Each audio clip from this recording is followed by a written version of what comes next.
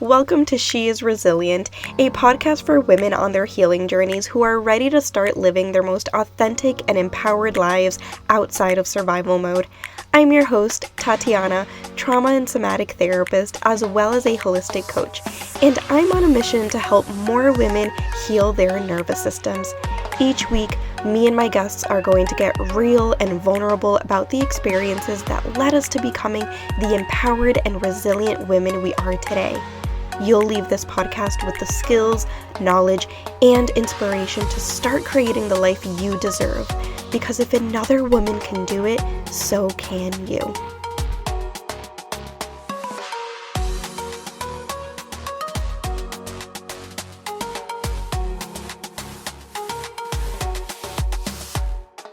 Welcome back to another episode of She is Resilient.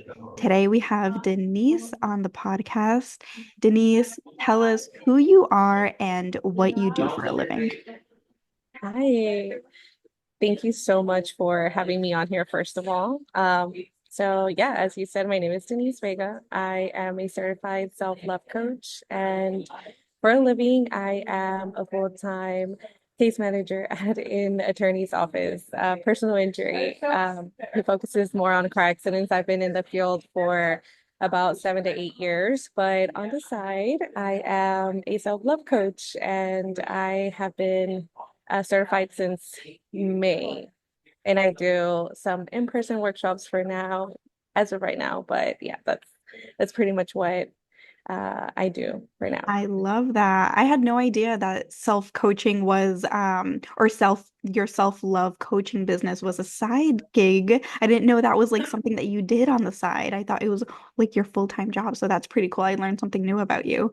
Uh, So tell us a little bit about some of the things that you experienced that led you to become the human that you are today, because this podcast is all about really digging deep into our vulnerabilities and talking about how we became the empowered women that we are today. So, talk to us a little bit about that journey and what that was like for you. oh yes, real conversations. That's what I love.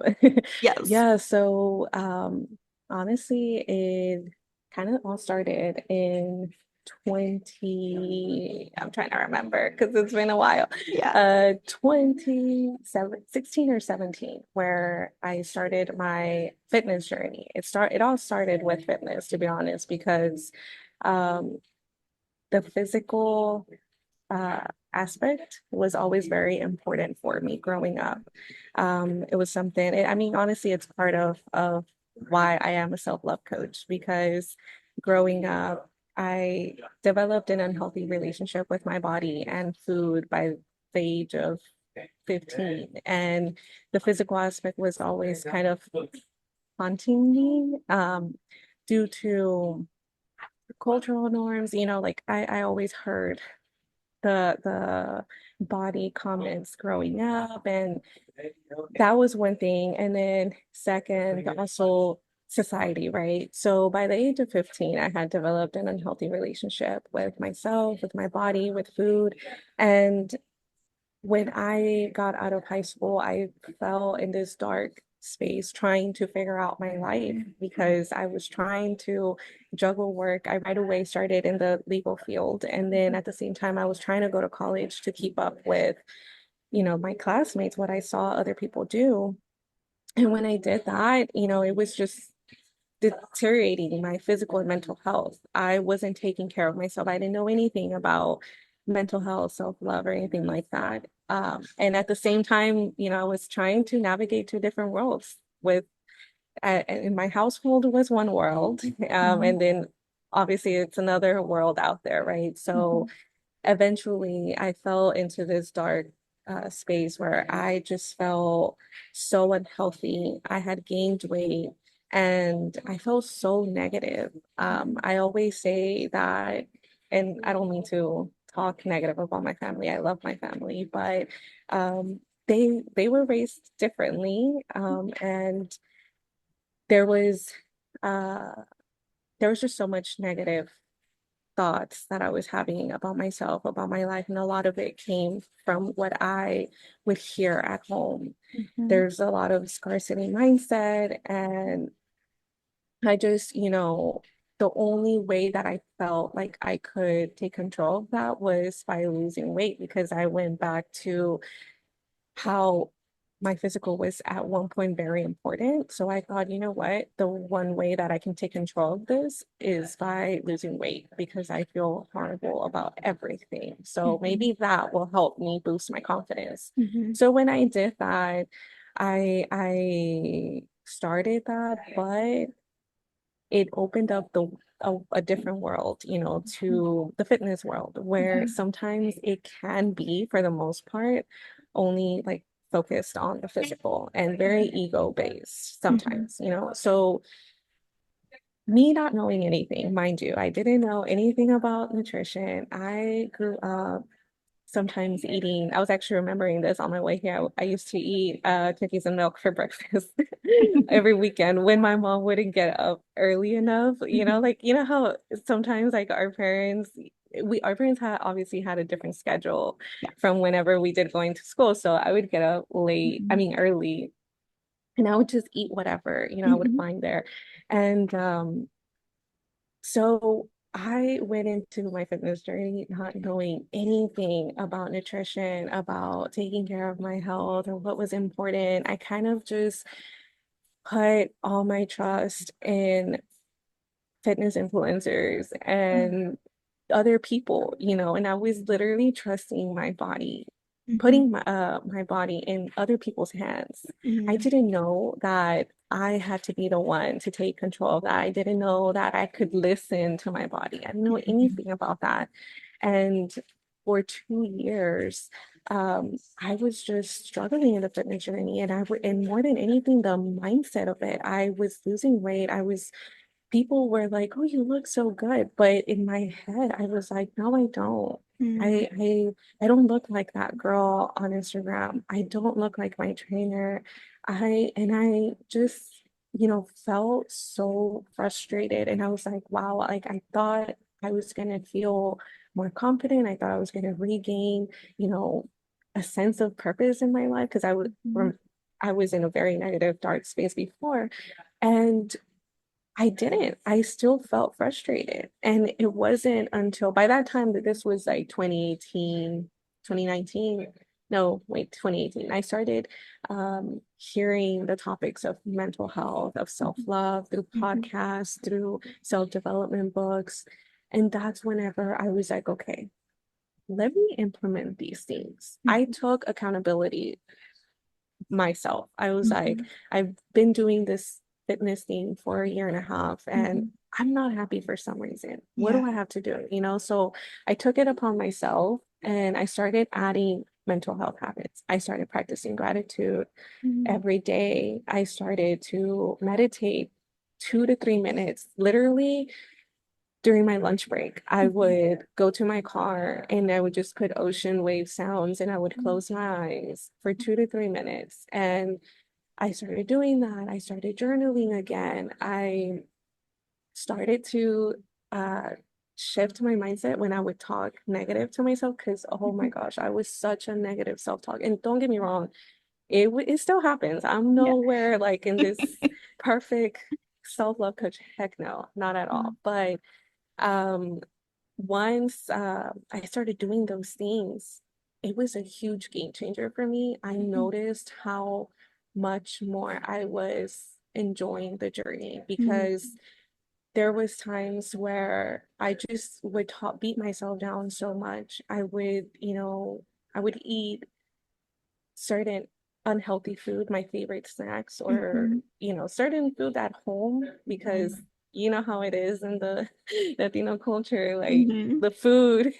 And Mhm. but when I would eat it, I would feel guilty. I would Yeah. be like, you see, Denise, this is why you can't lose Mhm. weight. This is why you can't build a muscle. You Mhm. have to be on it 100%. Like, this is what it takes, and you're not doing it. And Mhm.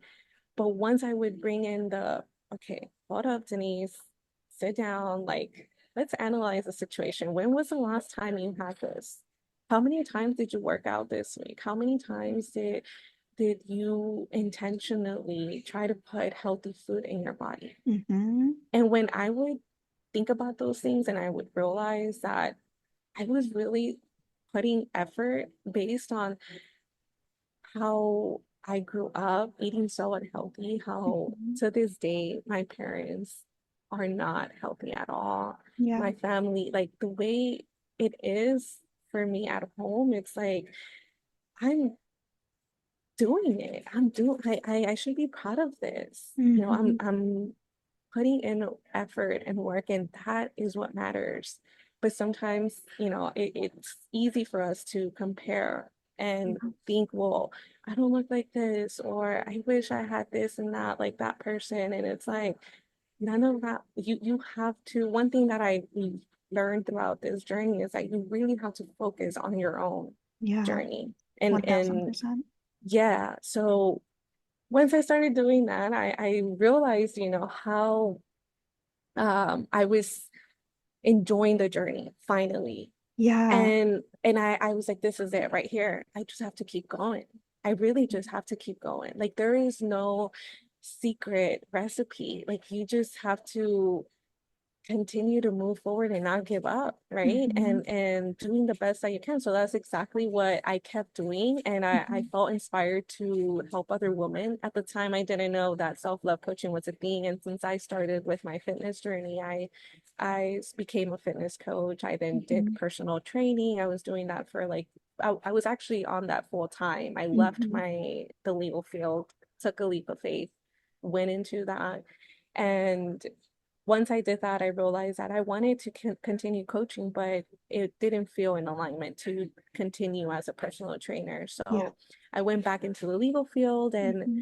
I that was honestly a huge transition for myself because not being able to keep up with the lifestyle as a personal trainer Mm-hmm. triggered my body image issues, and Mm. it triggered the lack of self-love that I was still having, and I Yeah. always say it's a journey. It's not going to be, you don't never get to a point where this is the most I'm going to love myself and that's it. No. Totally. So eventually, I kind of went through that transition and I realized a lot of things. And then eventually I found the self-love coaching certification and I started doing that. And now I'm here Oh, I doing love in-person it. workshops and like, still like in my journey, really. Like I'm Yeah, still in my self-love journey, but wow, like looking back to what it was before I started, man, I wouldn't believe you if you would tell me that I'd be doing the things that I'm doing now. totally. So, Like two completely different people. yeah. So the listeners can't see you, right? Because this is audio only, but I'm just seeing like this huge smile on your face. And like you can really tell how excited and happy and passionate you are about this. And I think it's such an important topic to talk about and continue to spread awareness about because I think that so many women can relate to this, right? Like I think so many women can resonate with like body image issues and comparing yourself to other women, and especially with the messages that we get from family and social media and just like the media in general. And so I feel like this is a really common thing for so many women, right? And you also bring up something that's really significant. I think it's important to acknowledge that even after you started losing weight and kind of working on your physical appearance, that didn't change how you perceived yourself, right? Like there was a disconnect between how other people were seeing you and how you were seeing yourself. And I think that's so often what happens is that women say like, oh, once I lose weight or once like I get this done in my body or once I look a certain way, whatever it is, right? Like then I'm going to feel more confident about myself. Now I'm going to feel really good. But the reality is that confidence doesn't come from how you look, right? Confidence comes from what's happening internally outside of your physical appearance. And that's what you started to notice that once you started to meditate and once you started to lean more into loving yourself internally that you started to kind of experience those shifts, that shift in feeling more confident and positive about yourself. And I really want to point that out. I really want the listeners to understand this because I think so often we can get stuck in that, right? And then like the comparison game. Oh, like I don't look like that woman on social media, right? Who like probably this is what they do for a living, right? And they have Yeah. like different biology, different like, everything Upbringing. that contributes to our physical appearance. And so, yeah, I really love that you're bringing this up. I'm curious to know also when you say that you were in a really dark place, like, would it be okay if you shared a little bit about like what that looked like for you and how it showed up for you behaviorally, emotionally, with relationships, things like that? Yeah, of course. So, ooh, so honestly, to be completely vulnerable and honest with you, All right. Sorry, we had to take a little pause here because we're having a little technical issues here. Technology. Also, this is the second time you're the second person that this has happened to today, and I blame the full moon. So I don't know. Okay. You Yeah, know like what? Yes. Yes. I completely forgot that yesterday was I mean, I didn't forget yesterday, but right now. yes. So, all Okay. right, but we're back. Everything's working again. So take us back to I know that we were talking about what like your dark days and what that looked like, how it showed up for you. Yeah, yeah. So honestly, I remember now. I was going to go back to honestly how it was for me growing up because honestly it started thin. It I kind of I always like to say I know I'm not an only child, but it felt like I was an only child. I have two siblings and they're about 10, 11 years older, but they're kind of more in their own little world and I love them, don't get me wrong. But I kind of grew up more by myself. And because I always grew up in this like negative space at home, I just came to a realization, honestly, when I was 11, 12 years old, and this is hard for me to say, but at that age, I was literally journaling, I hate my life. Hmm. And I, it was just because of the lack of love and the lack of, how would I say it? Like, yeah, love and affection and just I always felt so alone. You know, I was always just by with my mom, my dad. I grew up in a machista household. That's the thing. I don't think I have failed to mention that. I Hmm. grew up in a very machista household where I mean, honestly, I was even realizing this past last weekend, that including my mom and all her sisters, they don't know how to drive. Hmm. They don't know how to move themselves that, on their own. They've always depended on a man. Hmm. And, growing up with that, like in that situation, there was nobody around to because, my dad was always at work, never really home. And my siblings were always out and about, which I don't blame them. Like they were trying to escape, their reality too, because Hmm. at home it was always just like this negative environment that and my mom was always sick. She always had like anxiety and depression and we didn't know at the time. So she would just, pop pills and medication and thought that, oh, I'm just not feeling good. I'm not feeling good. But all the time, like she was just anxious because I mean, imagine that a woman who came from a whole different country on her own. She had no family here and not also being understood by her partner and all of that. Like it makes so much sense, right? And Yeah. there I was growing up and I felt like in this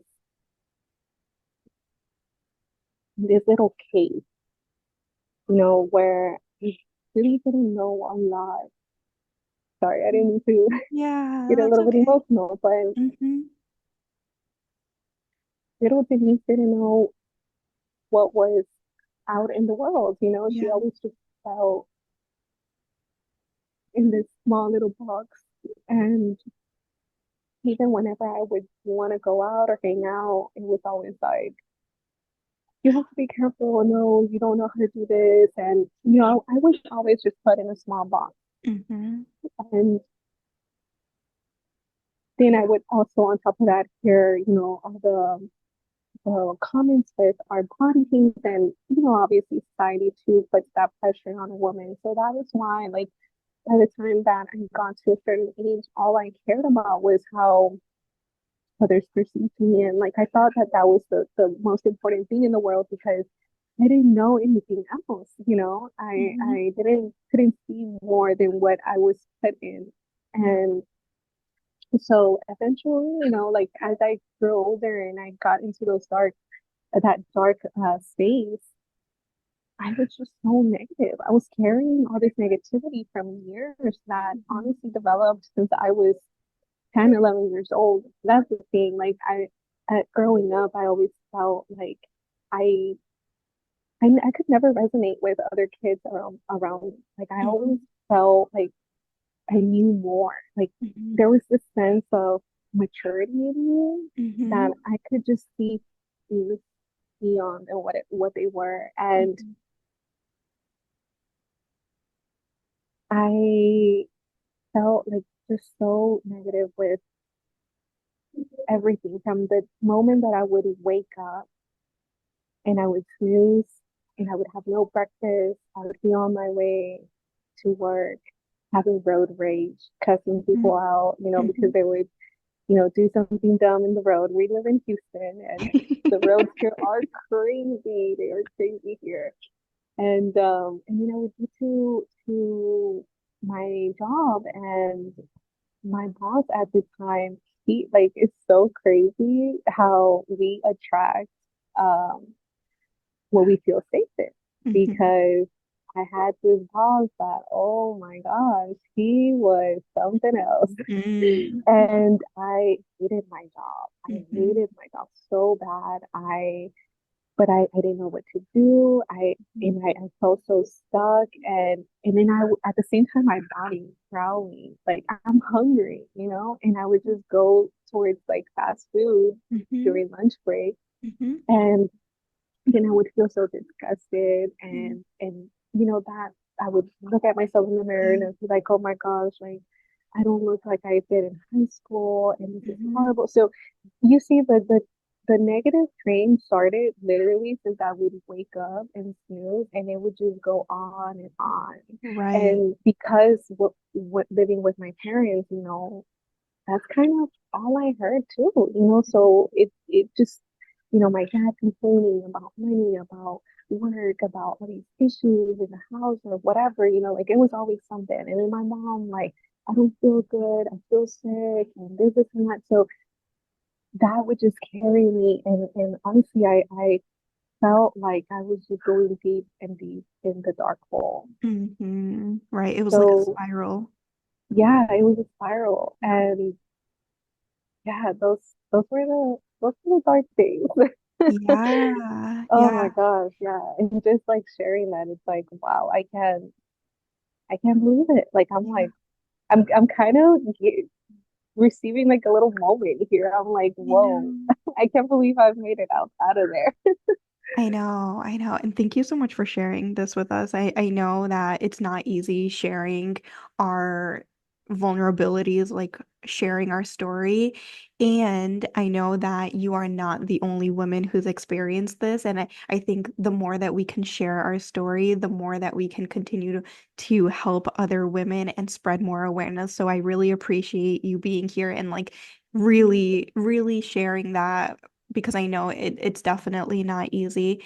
And I think it also kind of highlights how it's the body image struggles are not about body image. right? Like it goes back to an earlier time, right? It goes back to the generational trauma. It goes back to our learned behaviors, right? What we weren't taught. It goes back to what we see our parents doing and talking about, right? Like it's everything combined. And so I really appreciate you highlighting that piece. And I think with everything, right? It's not about something that's happening in the present moment. It always goes back, right? Yeah, Everything's connected.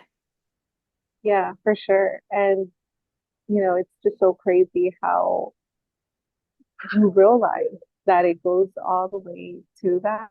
And I just want to say thank you for letting me share that, because it's the first time that I share that part. I feel like I've always just shared, oh, I was a negative person and this and that, but it really all started since I was, super young, and I Mhm. wasn't receiving the attention, the love, the affection, what a child needs at the Mhm. time. And not to blame my family, I'm at a point in my journey where I have let go of any negative and resentment, that I did have at one point, because I'm not gonna lie, all of that sometimes builds up, and they're valid.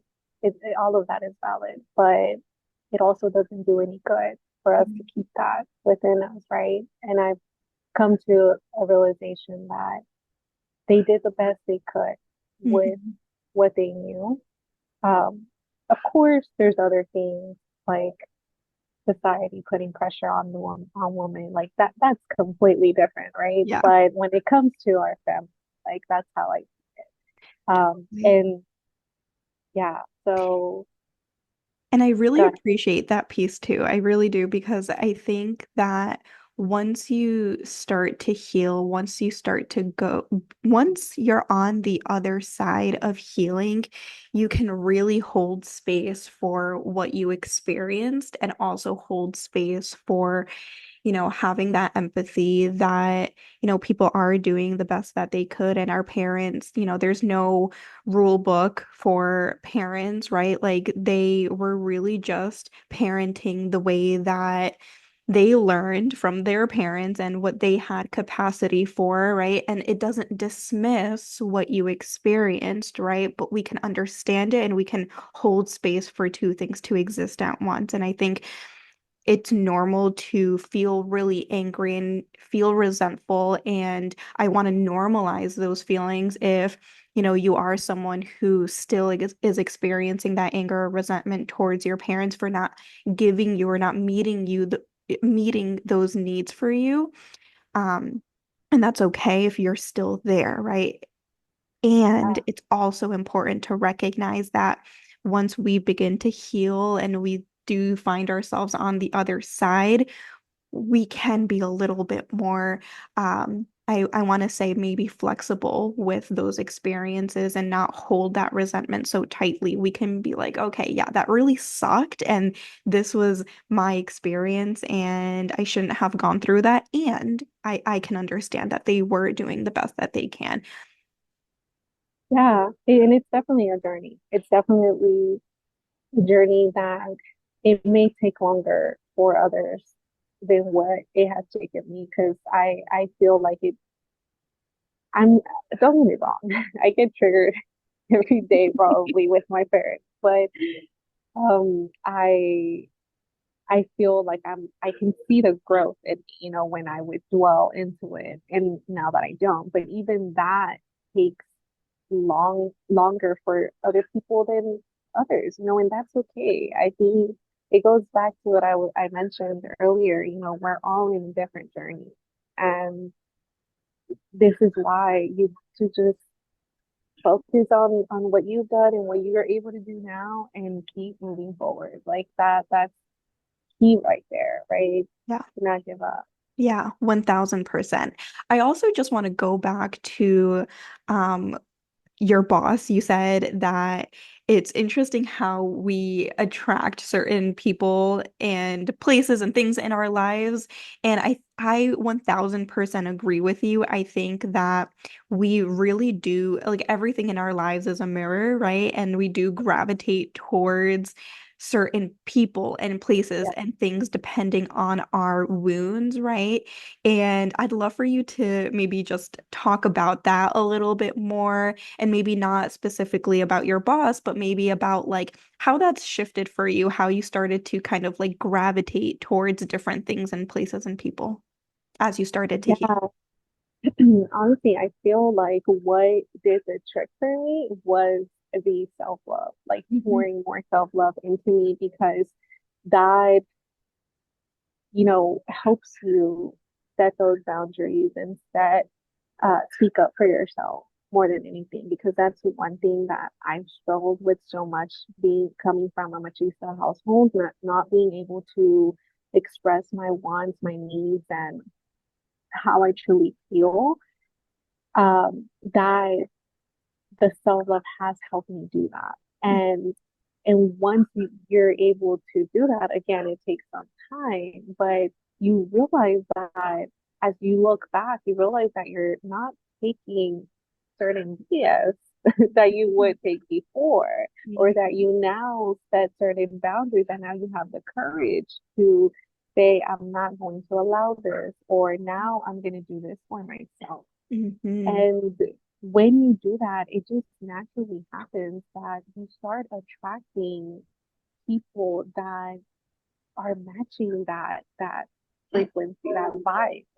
Like I don't know if you believe in like energy and stuff, Oh but yes, I of course. Everything is right, energy. exactly. And it's like, if I think back to the energy that I had myself at that time, it was so negative. Mhm. Course, like it makes so much sense to me now that of course I was gonna attract people that match the same energy, Mhm. that were helping me feel safe, because that's what I was allowing for myself. But as I've seen that, and it hasn't happened from one day to another. I do have to say that, because sometimes as human beings, like we feel like we're so programmed to want that, magic pill, and so this is gonna fix all my problems, and this and that. No, it doesn't work like that. But again, keep going, and I promise, like that will help you see on the long run how much it has impacted and has made a change in your life, because that's how it happened for me, throughout these years now to where I'm at in my life, girl. I don't really have, like, even who I work for now, he's an amazing person as a human being that he is. Like, literally, his motto is kill them with kindness. Mhm. Mhm. Can you believe that? Like, it's so crazy how, to me, it's so crazy to think how I used to work for this super negative person, and now I work for someone who's completely different. Mhm. And again, it goes back to that self love that I have poured into myself that has helped me move that negative energy and, put in more positive and loving energy. And I feel like, and don't get me wrong, it's the negative comes in and out, but it doesn't linger around or it doesn't take me in this spiral of negativity anymore like it used to. So yeah, thank you for for bringing that up, because yeah, it really comes down to that. Totally. Yeah. And I think that you bring up such a good point too. Like, sometimes we don't speak up and sometimes we don't set boundaries because we maybe feel like we don't deserve it. Like we're not deserving or worthy enough to speak up or ask for what we need, right? But then once we do start to love ourselves a little bit more, right? And once we do start to heal our internal wounds, we do start to say like, "Oh, actually, you know what? No, I do deserve more and I do deserve to speak up." And ask for what I need or ask for, my needs to be met. Yeah, it's a muscle that we have to practice Yeah. because we're not used to it. Yeah. I am I've been saying this. I'm the first woman in my family line to really embody the self-love. Mm, I didn't grow up seeing women stand up for themselves, mm, speak up their needs and their wants. Maybe, especially from my mom's side, maybe from my dad's side, I saw some, but not fully grasp on that self-love uh, mhm, dirt, being their real and authentic self. There was always this, ¿qué va a decir la gente? What are people going to say? mhm. What are people think? You don't do this as a woman.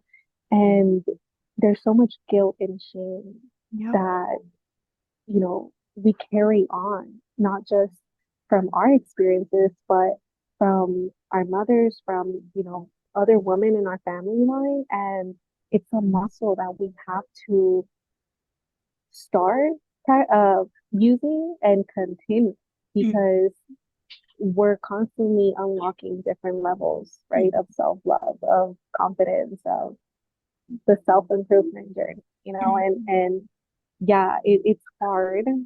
I will say that it's not easy to do, but I love that we as first gens and as Latinas, women of color, whatever you want to call it, like we are holding space for each other and for women. Like it's beautiful to see it at the same time too. Absolutely. And how powerful is that you can be the one to break those generational cycles, right? Like, and I know that it's not easy at all, but how powerful is that, right? It's really empowering to be the person who's going to say, no, it ends with me, and I'm not going to continue those same unhealthy cycles with my family or my future children, right? Where that cycle ends here.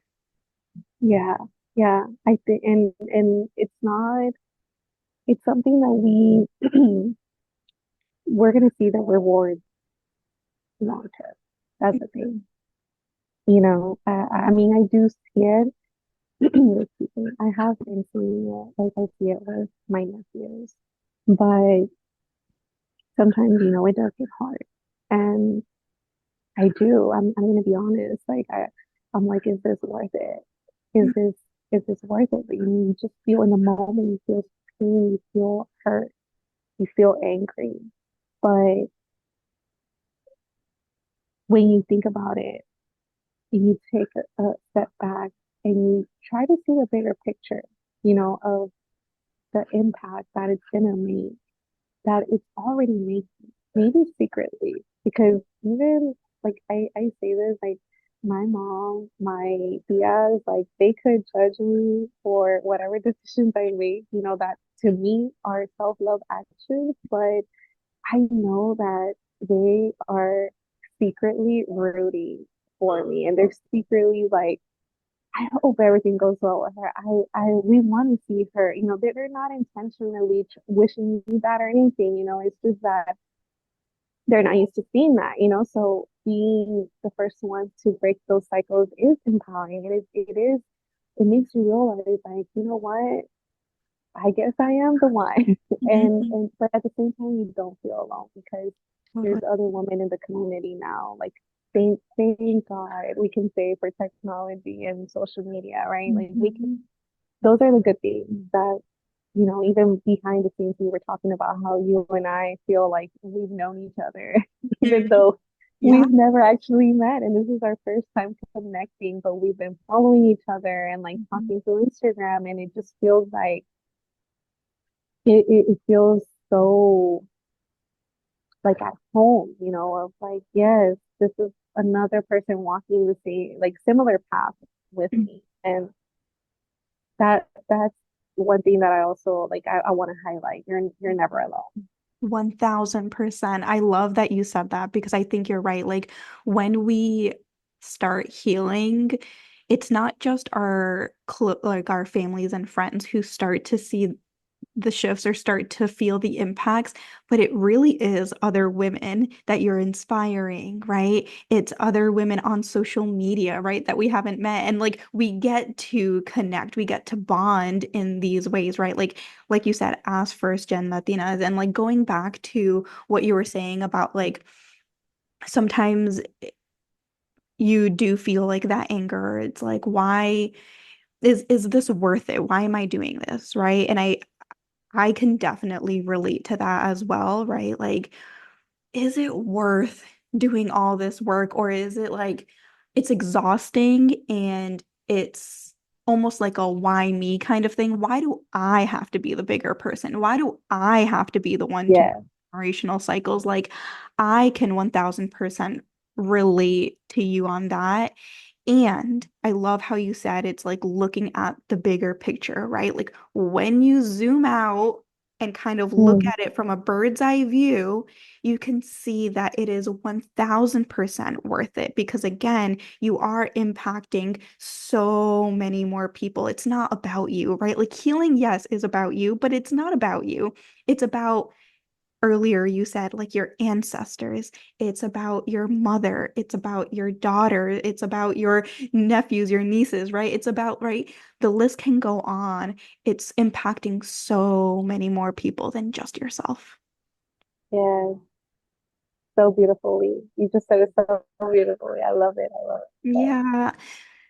So Denise, I'm curious to know, how do you continue to pour into yourself on a daily basis? yeah.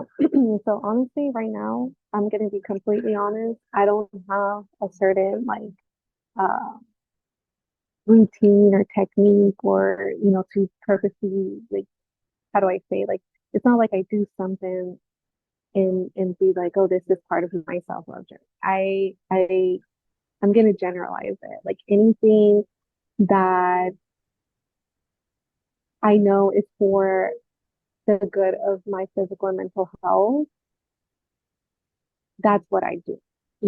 Whether it is making healthier eating choices or uh, doing some meditation. I recently what I've been doing is listening to my body more and kind of going by the cycle of, our woman's cycle. Oh, I So love like right now, yeah, right now I am more in my luteal phase. I'm getting ready, so I'm getting ready for winter. That's what they call it. And uh-huh.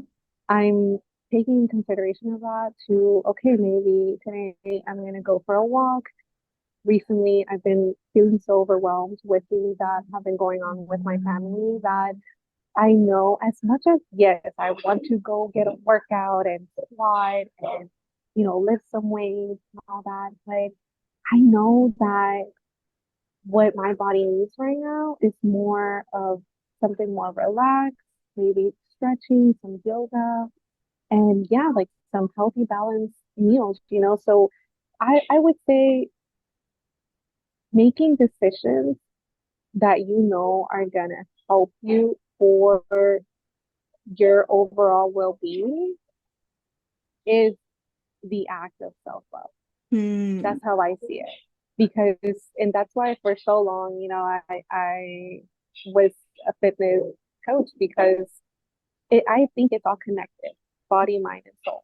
And doesn't matter exactly what you do, but as long as you do something, or even a decision, like maybe it's saying no.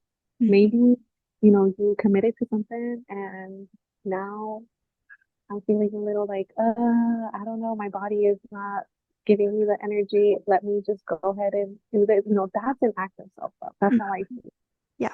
So making those decisions, that's what I've been doing. And the reason for that, honestly, is because it's been hard living with my parents, and as much as I want to have a certain routine and say, oh, I'm gonna wake up and do this and that and blah blah blah, like girl, no, it just does not happen like that. Like I'm just being completely honest. Like Yeah. people will show up, or my mom's like, hey, I need you to run this errand, or hey, I need to, and it's like, oh, okay. Like at this point, I used to get upset about it because I used to be like, "Ah, I wanted to work out this morning and I wanted to do." Now I'm at a point where I'm like, it's okay. Mhm. I'm going to show love to myself in different ways. Maybe I couldn't get the workout in today, but I'm going to make sure that I do this or that. I find ways. And sometimes that's the reality for so many people. Yeah. Like, as much as we want to commit to a certain like routine or certain things in our life, like it just doesn't happen. And that's okay. Like, it doesn't mean that that's not meant for you. Because back then I would dwell and say, you know what, it's not meant for me. And I would start thinking negative. No, now I'm like, I'm going to choose self love in different Mhm. ways. And Totally. it could look, yeah, it could look different tomorrow and the day after that. It's totally okay. It's all connected, body, mind, and soul. 1000%. I love that so much. And even just having that grace with yourself, that compassion with yourself is self-love, right? Like not beating yourself up for not going to the gym or whatever it is, right? That you wanted to do and didn't get to do. That's self-love. So I love that you're saying choosing just one thing to focus on, choosing one thing that's going to support your mind, body, or soul. I love that. And you also brought up just kind of like following your menstrual cycle, which I absolutely love. And I also do that too. I always think about my own cycle and how like my month doesn't start at the beginning of the month. My month starts when my period ends. So for me, I do things around my period as well and like all of the phases of my cycle. And so, yeah, when I'm no longer in my menstrual phase, that's when my month starts. So I love that you Yeah. do cycle Yeah. syncing. It's definitely a new concept that I've heard of, recently. I probably like last year, but I'm not gonna lie, I just now started to really work around it because I was kind of just like testing the waters, reading through it and getting more information. But now it's something that I don't know, I guess as we get older, our bodies change too, Mhm. and looking back, now that I'm really implementing that, I look back and I'm like, bro, why didn't I not knew this when I first got my period at 15, at a certain age? Like this would Totally. like imagine, can you imagine like Yeah, where would we be at? I Like know. mentally. Isn't that wild though that we all have periods and we all go through these cycles and nobody teaches us about it. Nobody teaches us how to actually, I mean, like most women that I know only learn about cycle syncing in like their late 20s and 30s, right? Like how wild is It's that? By wild. that point, we've been having our periods for way more than 15 years. Yeah, it's insane. It's totally insane. And that's where I say it can get overwhelming knowing a lot of information because I feel like there's so much information out there. But a lot of the times it just comes back to doing the basic things, like Mhm, taking care of our physical and mental health, you know, little by little, getting enough sleep, mhm. having a little night routine or morning. Like it honestly goes back to that. And I am sharing this because I'm not gonna lie to you. I sometimes get overwhelmed when I hear other like podcasts where they bring in all these experts and doctors talking about this and that. And I'm like, bro, oh my gosh, I just started learning about this. Like, why are they saying all these things? And then I get like FOMO and I'm like, oh man, I should have been doing this and like it's gonna happen this and it's like, okay, hold on, Denise. Like once you start getting anxious and you start like, the fear starts coming in, like, okay, take a step back. We're just gonna focus on what we can do today and go Yes, from there. Like it's good to, exactly. yeah, it's good to learn all of these things, but taking our time with it is also important to say and to do because it can get overwhelming. Like this is our first, we're the first ones going back to, breaking cycles. Like we're the first ones getting to know all this information, like sometimes I try to tell my mom some of these things and she looks at me like, girl, we didn't have none of that. Like we didn't have to, we couldn't even worry about that whenever we were your age. And I'll be like, okay, whatever. Totally. Totally. Yeah. And you know what I love? I always talk about less is more, right? And Mm, the theme with my guests on this podcast is to go back to the basics. Exactly what you were saying, mm, right? Like implementing these little things every day. And it doesn't have to be this fancy tool or this fancy practice, right? Like go back to the basics. So even the experts on this podcast are telling you to do less. So listen to Denise, go back and listen to the other guest episodes because less is always more. Yes, I completely agree with that. Yes.